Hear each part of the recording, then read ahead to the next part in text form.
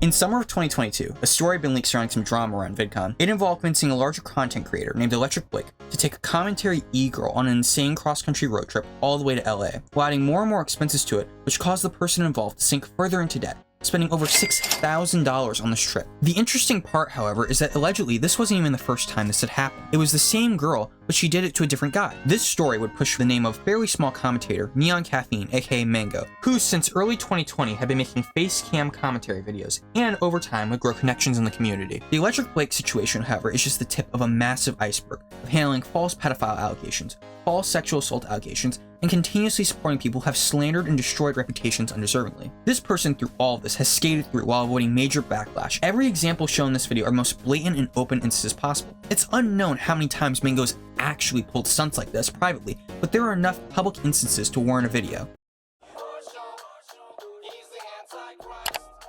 Hello, the man behind the Slazo, and welcome back to my dark, gross basement that I hate recording in. This is her apology for sending the Lois Griffin porn. N-word head rock. I'm sorry for sending softcore Lois porn in your server. Wait a minute. What is this? Like real hurt feelings over like I'm Alex. What's that shit about? Okay, alright. No. I will tell this story because I have no problem making fun of myself. I cared about him quite a lot for whatever fucking reason. He seemed like a cool dude. He seemed like we had a lot in common.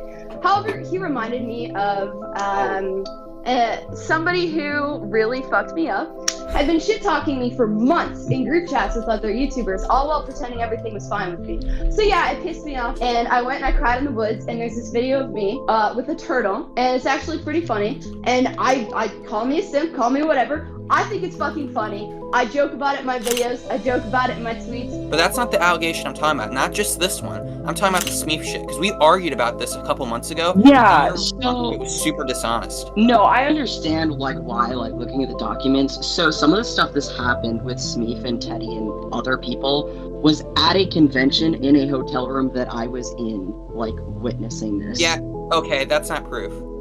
I mean, I can't, I wasn't recording Mango, I don't, like, you're not that reputable source, and I don't really care if someone's saying something happened in a hotel room you were in, because that person contradicted themselves multiple times in the actual document.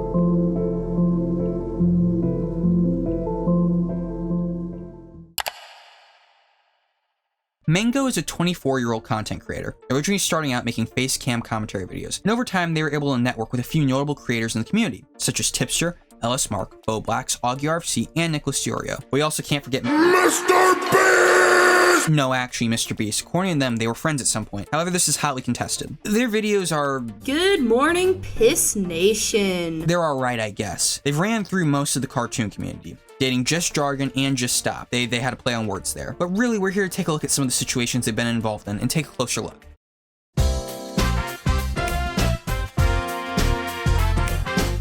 On September 16th, 2020, Mango appeared on RFC After Hours. 8 months prior, they had become friends with another small commentator named Raintism, exposing him for having a fake heart attack. While this situation has been confirmed by a few other parties, the issue here is that Mango cannot get to the point of these stories they tell. Even looking at the comments from time, many felt that way. They're incoherent ramblings about Raintism. They're nauseating and downright boring. And honestly, there isn't too much here. It's just the meme, two retards fighting. But it gives some insight on how they would present accusations as caliber against other people.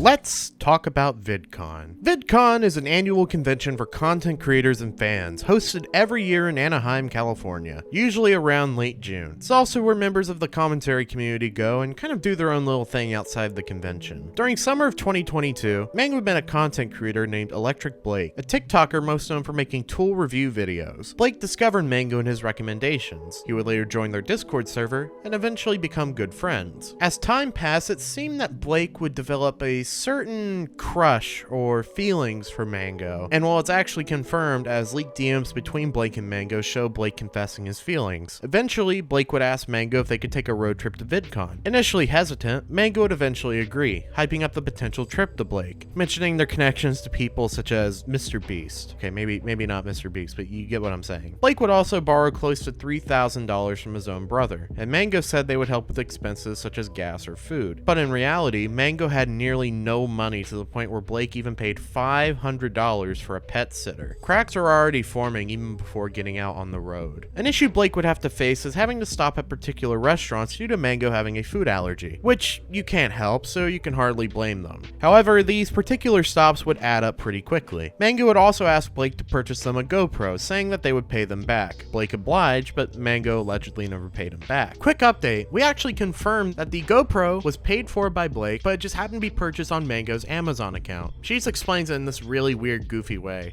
You'll see where this is coming from later. Keep in mind, this trip started all the way in Illinois. While nearing California, Blake realized that they had spent way too much and wanted to turn back around, realizing the potential that if they stay, they may not be able to afford to go back. But Mango pushed back, really wanting to see some of her internet friends. So Blake obliged once more, and they continued along their merry way. This eventually led to a mental breakdown from Blake, crying about how Mango didn't really care about him. Mango has denied this ever happening, so take it what you will. They eventually reached Anaheim, and the two started going to the infamous vidcon parties. These ones mainly involving commentary community people such as Turkey Tom, Augie RFC, Bo Blacks, Aidan Projects, and Dumpy. Blake obviously felt a bit out of place at these parties since his genre of content wasn't remotely commentary related, and he had very little clue on who some of these people were. By this point on the trip, Mango had accrued nearly over $1,000 of transactions on their Capital One credit card. Keeping track of transactions for this trip is a bit difficult, since their posts about the situation have long since been deleted, so only through Cozy Camper and Now Recording's coverage of it, we have archives of transactional history. We'll take a look at those in a second. At some point during this part of the trip, Blake had caught COVID and was forced to self-isolate, meaning he had to spend more money on the already expensive Los Angeles hotels. Also during this time, Mango would accuse White Glove, yes, White Glove, of swatting the hotel they were staying at. When Matt Pitt asked Mango for a bit of backstory to this, they said they assumed that they were being swatted by White Glove after some Twitter drama. They came to that assumption, it seems, after Stinky Blue Rat had thought they saw a SWAT team, but was just, quote, armed cops. Mango then goes on to say, at least that's what Aidan thinks. You'd have to ask Stinky Blue Rat. Wait, what? Blue Rat also accused Blake of using their toothbrushes to give them COVID. However, after Blake healed, he and Mango would make the journey back home, making a few pit stops, most notably in New Mexico, visiting places from Breaking Bad. The two would eventually reach Texas, where Mango's new boyfriend lives, this being Pan Pizza, a YouTuber with more than 400,000 subscribers. Yeah, just a side thing. Mango on the way to Los Angeles had asked Blake to make a pit stop at a different boyfriend's house to break up with him in order to get with Pansexual Pizza. But back to where we were. It was at this point in the trip that Mango's credit card had finally maxed out. And while we're on that subject, let's take a look at those credit card statements. Well, it shows they spent a grand total of $1,825.12 just on this credit card. It's not known if they had any other credit cards or banking cards they used, so the total could be much higher. Now, what actually caused these bank statements to get released in the first place? Well, on July 7th, 2022, just a week or so after VidCon, Aidan Projects leaked on Twitter that Mango was financially exploiting Blake, and had allegedly done it with other individuals in the past. Nicholas Fiorio had tweeted out a censored version before it would eventually get leaked altogether by Aidan. Just say it. It was fucking Mango. You know Mango? Okay.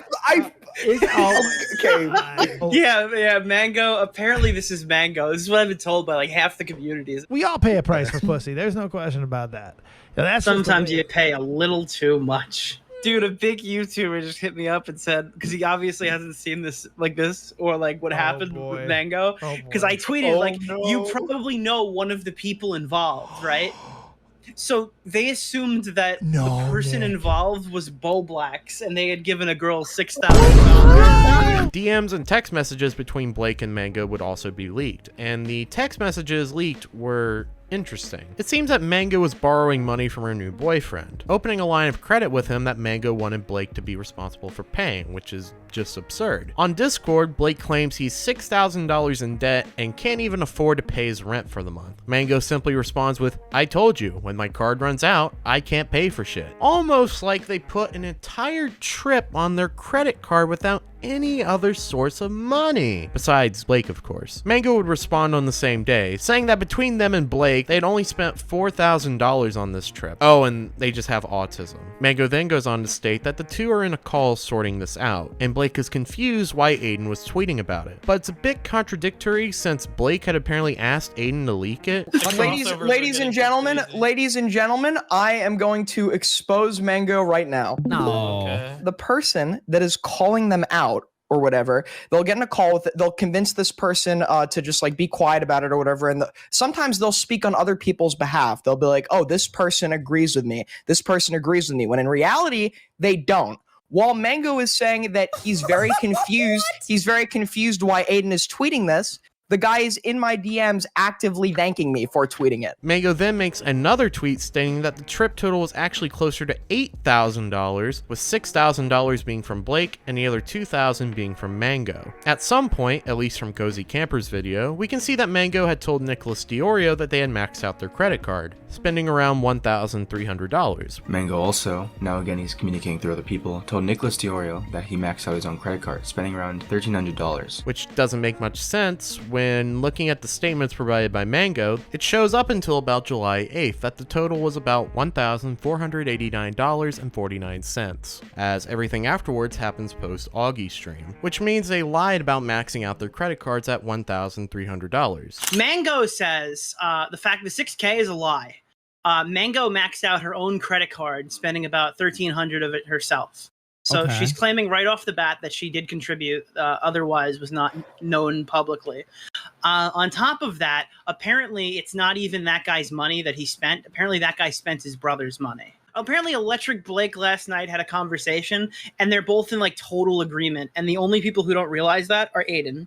That's not true at all. And I'm going to expose it right. Wait, but why didn't you? But apparently there was a big call between Jalen and Raintism got the two of them into a call to hash out their drama. I asked Nick if he happened to remember, and sadly he couldn't, but it makes sense. This happened about 2 years ago. This entire section has been the build up to what we will go on to discuss next in future segments. If the only quote bad thing they did was get a simp to spend $6,000 on a trip they both took, then you wouldn't be watching this video. Alright, let me try and put down a fairly stable timeline. On July 7th, Nicholas Diorio drops the text messages between Blake and Mango, and at the time, most didn't know who local E-Girl was. Nick attaches a Discord DM between the simp and E-Girl with Nick's caption reading, "Simp 1 can't pay rent, has assumed $6,000 of debt on E-Girl." Some point after this Nick tweet, at about 8 PM EST, Aidan Projects dumps uncensored messages, revealing the person in the text messages was Blake and Mango. Aidan attaches the uncensored Discord DM between Mango and Blake, where he states the trip has cost $6,000. This means from this point on, Blake has stated to Mango that the trip was $6,000. Mango would reply to Aidan at 8:29 PM EST saying,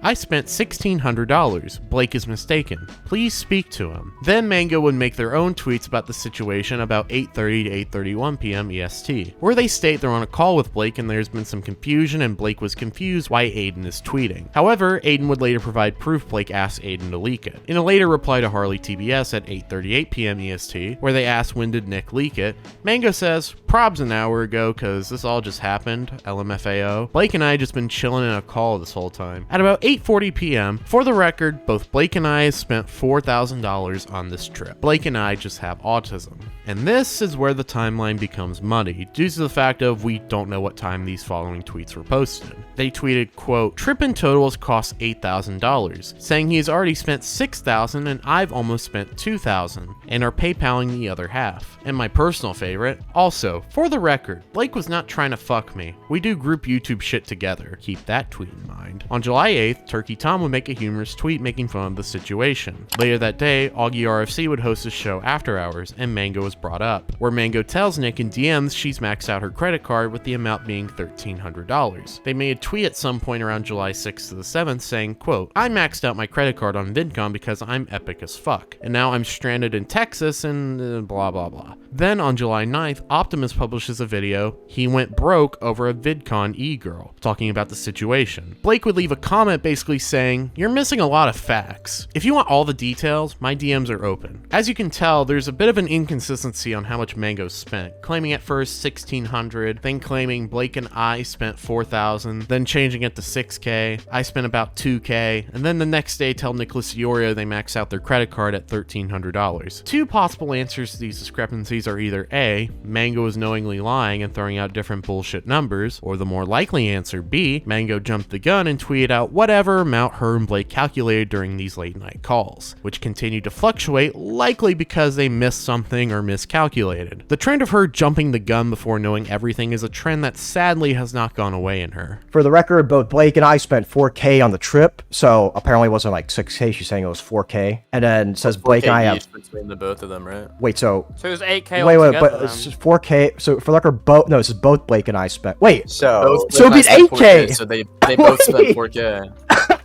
Wait, I didn't even realize Oh, it was that. 8. So it was 8K. Wait, so it was $8,000 instead of $6,000? $8,000. Okay.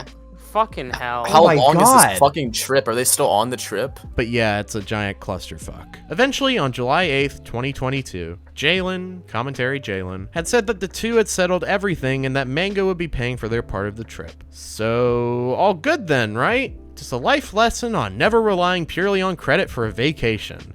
Oh, Mango never ended up paying him back? He's just a touch-starved simp, but he gets what he fucking deserves.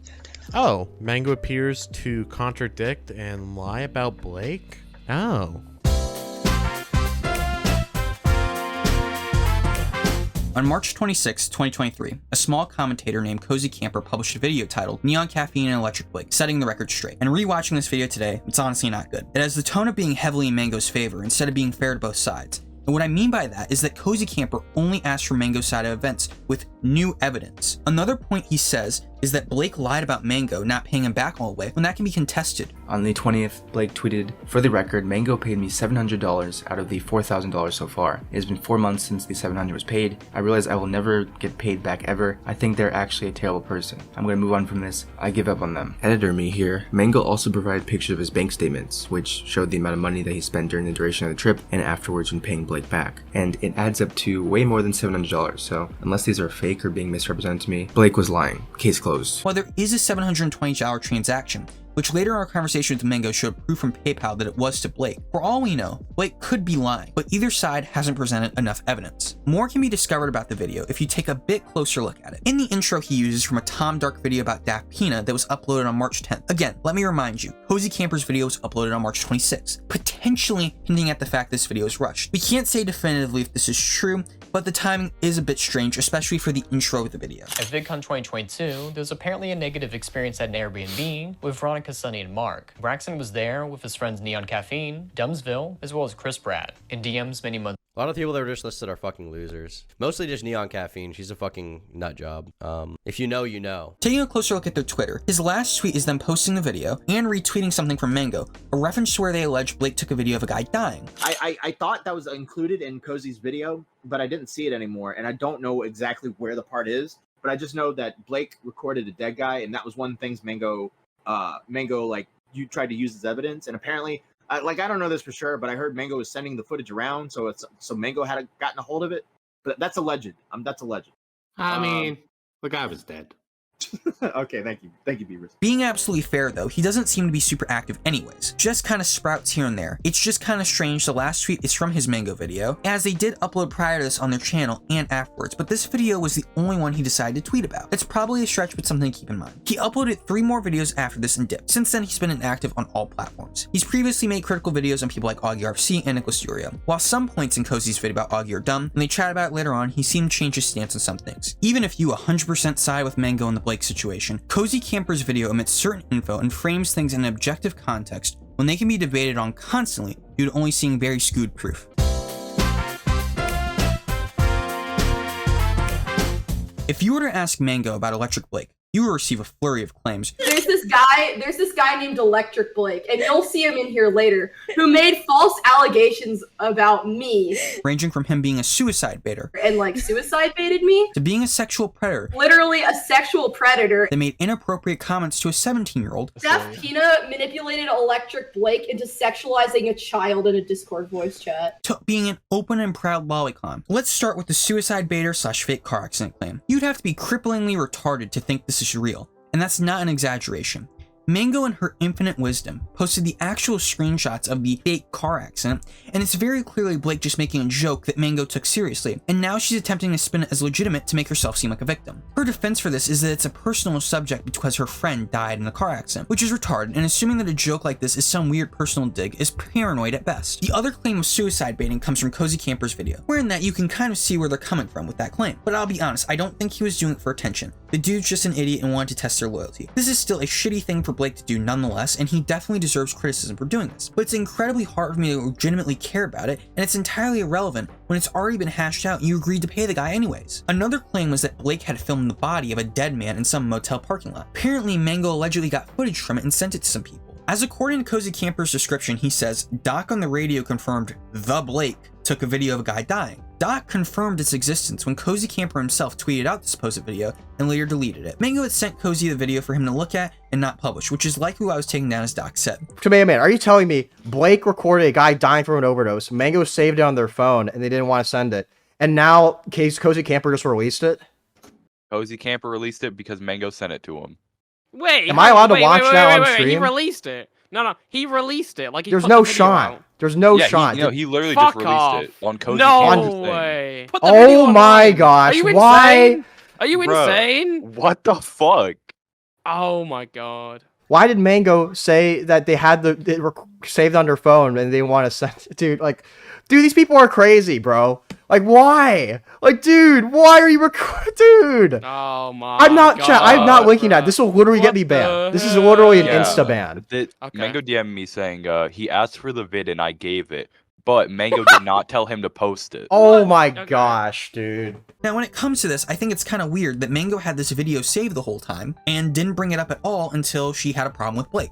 Regardless, the claim of him making up inappropriate comments around a 17-year-old originates from a user named @CNinja104, whose real name is Carter, who claimed that Blake made these comments to him in a Discord server owned by Mango, and there's absolutely no proof of it happening. We asked Carter about this over Twitter, and he claimed that Mango was present for the call at the time, and it occurred months before the infamous VidCon trip. When we asked Mango about this, she said she wasn't actually there to hear it happen, but was fully aware before and during VidCon, which makes it extremely strange for her to only bring it up when she doesn't want to pay him back after already agreeing to do so, especially because on Hopeless Peach's stream from March 2023, clipped by Cozy Camper, Mango in the clip claims he sexualized a child, and this was in reference to the Carter Discord VC with Mango, going on to say, for the record, I wouldn't call Blake a pedo over it because Carter wasn't groomed, I just find it weird. I'd say Blake is creepy for a variety of reasons, but I wouldn't say pedo. Now, the claim that Carter made inside the Discord VC was that Blake was making inappropriate comments about hentai and saying that he probably jacks off to it while in the call. As for the lolicon claim, this is something Mango just says randomly in the replies of Skeletox of all people, a commentary orbiter known for his 88 IQ score, playing Who's That Pokemon with commentary e-girls nudes, and for replying to people with photos of cheese over a man's nipples. After looking into it, the tweet in question looks very bad, and the defense is incredibly questionable as it's a common lolicon talking point, but doing further research, the character is actually in their 20s and looks nothing like a child. And here to read their expert analysis is Tyrone Magante. Never seen it before. Looked into it and it seems like some seasonal anime trash Guna base. All the characters though are in their 20s. I looked at all the characters and it doesn't seem like lolly from the initial glance, because usually when studios make explicitly lolly stuff, they're far more shameless and explicit about it. You can probably find better examples of things that he's willing to defend, as his rhetoric in the defense looks awful. But even regardless of all of that, in Mango's mind, they said as early as March 2023 that Blake was a sexual predator. Jeff Pina manipulated Electric Blake into sexualizing a child in a Discord voice chat. Relating to a situation that happened in April to May 2022. With her being aware of it, still accepted the offer to bring Blake to VidCon. If Blake indeed is a dangerous person, why would you bring them to a large event like VidCon? Doesn't really make sense, now does it? This section isn't necessarily to vindicate Blake. There are questionable and strange things he does, and Mango might not be lying about them, but most of her arguments are best case, things she was aware of and didn't care about until he wanted his money back. Smeef is a former media commentator that was bullied off YouTube and Twitter due to allegations levied by popular Twitter artist Teddy Draws of financial abuse, mental abuse, and sexual abuse. If you were to look at Twitter at the time, you would think that not only were the allegations entirely proven to be true, but also much more severe, with some claims stating that he's a pedophile and rapist. However, the story is much more complex than this, with it appearing to be entirely fabricated by the accuser with no proof at all. One of the first claims in her statement was that he took advantage of her because she just left a relationship at the time, but screenshots shown by Smeef show that she actually initiated everything at the time and also admitted to flicking her bean to him while with her at the time boyfriend. Not only this, but he specifically said it wouldn't be a good idea for her to send explicit pics because she wasn't in a clear mind and she convinced him that it was okay. Another claim is that he took 6 months to pay her back $1,000 that he borrowed from her. He later proved that it only took 1 month, and she also did a similar thing previously with her rent. There's also some e-girl shenanigans. A lot of weird shit got brought up by both sides, like him subscribing to a girl's OnlyFans as if any of that actually matters for the public to know. I can understand why a lot of people weren't willing to sit through a 23-page document, but at the same time, when allegations are being covered, just assuming someone is guilty instead of looking into it is insane. The primary factor that implicates Mango in this is her support of the allegations and the fact that she is still friends with the accuser, to the extent that she tweeted out that she would be cutting off people who made fun of the girl making provably false allegations inside a Twitter circle. Unfortunately for her, a glitch made this public, so she had to address it. In addressing it, she stated there are screenshots she saw from both sides, and that's why she sides with Teddy 100%. Obviously, screenshots seen privately is an entirely meaningless statement when everything that is out publicly contradicts the girl's initial claims. Mango has since said that she believes both documents are bad, which is an entire 180 from her initial claim of siding with Teddy 100%. And despite claiming to have read both documents, she had basically no knowledge of anything Smeef said. This is also entirely hypocritical considering her stance on people such as I'm Alex, who've done similar shit to people like Slaza. A reason some people were probably quick to believe Bear's response was because of Smeef's former association and friendship with a person named Silly Rally, a cartoon commentator who was exposed in late 2021 for grooming a 14-year-old. The two were publicly and privately friends and even on a podcast together. Toastify made a video going more in depth about this if you're interested.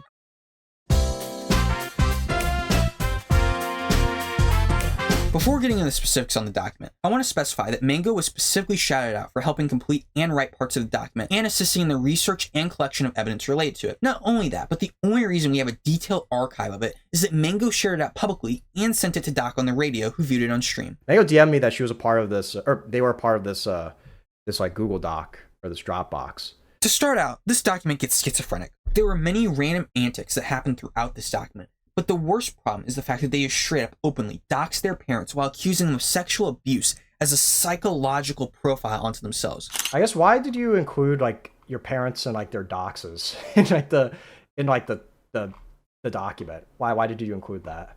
So I wrote my document for kind of a wide breadth of people, both people who are like very online, like chronically online, and for people who kind of know me in person, kind of don't understand kind of the full context of why specifically what has happened with me with Ange has like come to light. These claims were sent to CPS and they, according to Jane, entirely dropped it because there was no proof. They also stabbed their dad with a box cutter. Kind of full context, what had happened was I had a box knife, like a box cutter, and I was self-harming with it. And my father came over to me and he was like, "What are you doing with that box cutter?" And I handed it back to him, forgetting to close it by accident. And he kind of ran over at me like he was about to grab me, and that scared me. So I just threw kind of the knife at him in self-defense because it as like an impulse, and it stabbed him in his hand. Mango has acknowledged the flaws in this document and backtracked their involvement with it. On December 23rd, 2023, I confronted Mango on the allegations relating to Smeef and the Jane Amber doc, and it's certainly interesting. Mango backtracks entirely on the Jane Amber document and initially says they just sent it to Doc because it was interesting, despite being credited for assisting with it. This document has like doxes in it. Like, did you like? Yeah, no, I did not know this. I did not read this because I've been at my parents'. So this stream, I was seeing it alongside you guys for the record. Okay, so and I DM'd her. You're pretty stupid with that. Yes, no, I DM'd her the minute that I saw that on the stream and said, "Why did you do that?" No, I am right there with you. I also, because I DM'd her some of my criticisms throughout the stream. It's the fact that like this person, like obviously they shouted you out with it. They even said that like you're a part of it because you verified the identities too. And then you send this to like a stream with like 100 or so viewers, and that's like promoting it, and you didn't even like read through it. So that kind of just like I don't know. To be fair, I didn't say, "Oh, like all I had said was it's a schizo rabbit hole." Like Doc can confirm. I said it was that doesn't mean that it's right, a rabbit hole. Okay, I see Spondal's point here. But with the Smeef document, Mango used an event that happened in a hotel room, according to her, as justification for defending the allegations. Something that happened in the hotel isn't even an allegation, and there are multiple proven contradictions in the document. But that's not the allegation I'm talking about. Not just this one. I'm talking about the Smeef shit, because we argued about this a couple months ago. Yeah, so it was super dishonest. No, I understand like why, like looking at the documents. So some of the stuff this happened with Smeef and Teddy and other people was at a convention in a hotel room that I was in, like witnessing this. Yeah, okay, that's not proof. It like I mean I can't No, I wasn't no, recording because Mango, I don't like you're not that reputable source, and I don't really care if someone's saying something happened in a hotel room you were in, because that person contradicted themselves multiple times in the actual document. Oh. So you can say, "Oh, this happened in a hotel room." I don't believe you. That's fine. Like I said in reply to you on Twitter, I understood completely why you didn't believe me. You can because say obviously you I'm not understood recording that, in a but hotel. then you also made comments saying that it was bad to make fun of the alleged victim when the alleged victim was obviously peddling like bullshit.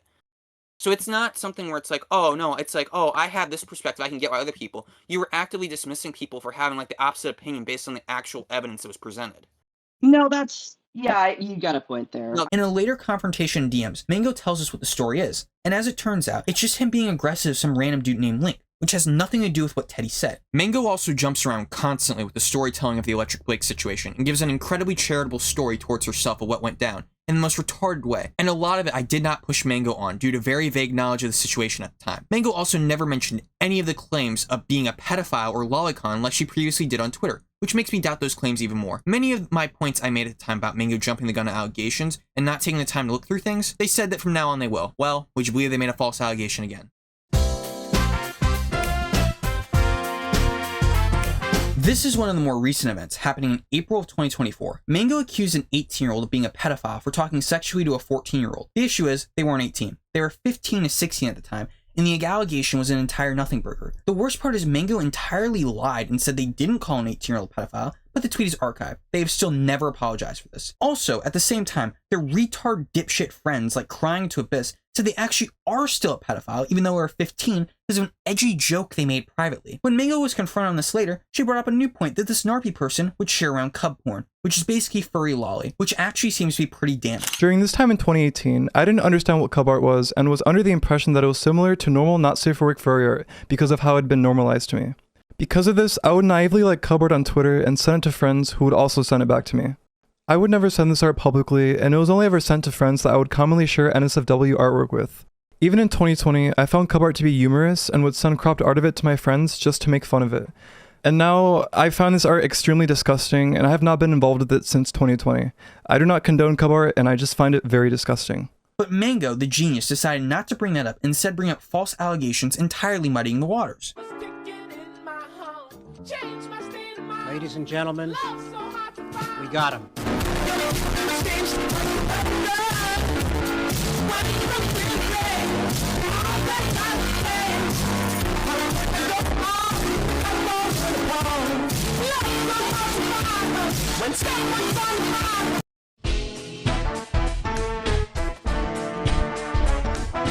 Man, and as we thought we were done making any changes to this video, something else big happens. On November 7th, 2024, Aidan Projects was streaming on his second channel, Aidan Underground, and being aware of Spondyle making a Mango video, he was able to convince Mango to join a call with Spondyle joining partway through and being removed. Keep in mind, according to them, they had friends over and they couldn't be on for much longer than 5 minutes. Due to that, we'll be showing a brief highlight. Thanks to Aidan for being able to organize this call for us. This 50-minute call will be linked in the description for you to listen. So why are you doing this weird fencing thing? And you specifically know these allegations are shady, and your exact wording for the reason why you wouldn't back down them is because you didn't want to disrupt your IRL friend group. Yeah, I do care about my real life friends more than the internet. You're right, I do.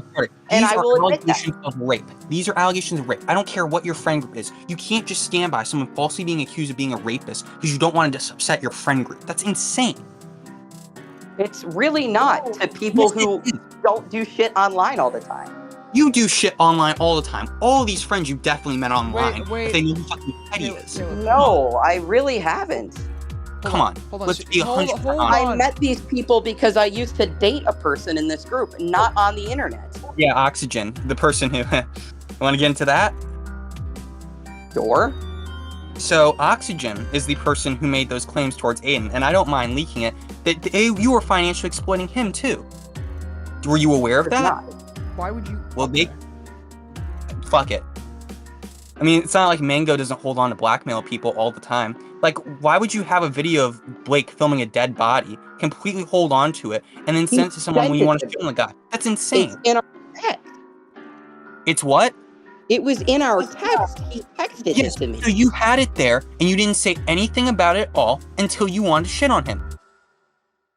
The story of Mango / NeonCaffeine is an interesting one. They've been able to get away with so much due to not many people paying attention to it. Those Electric Blake allegations came months after the VidCon story was made public. At the time, the commentary community was dealing with a lot of drama surrounding Sava pancakes and other dramas such as that. There was a lot going on during the time, and the community just simply wasn't focused on her. The only people to back up allegations against Blake are friends of Mango, Rebel Taxi, and Crispy Blue Rat. They most definitely manipulated Blake during the trip to VidCon. If they had a free trip out of it, I doubt many would care. I've had many conversations with people in the community, and even fairly large creators who've had positive experiences with Mango, but even they recognize that the stuff they did to people like Smeef was not remotely right. The ironic part is they bent the knee when I told them they should take a very public step back from making allegations. That tweet they made about wanting to be a full-on shitposter, yeah, that was me, bitches. To their credit, they haven't restarted posting allegations of any sort yet, but it's Mango. It's inevitable. Hopefully not, but only time will tell. I truly doubt their intentions with that were genuine as well, considering they acknowledge how many faults were in the Smeef allegations, but refused to denounce them to protect her friend group. Their biggest problem is they do not care about the truth and will only do what benefits them in clout. Like that call back in December on Docstream, where I tell them to actually look into allegations further, instead of just outright believing it and posting it. What do they do in that situation? Pretend to agree to appeal to the audience,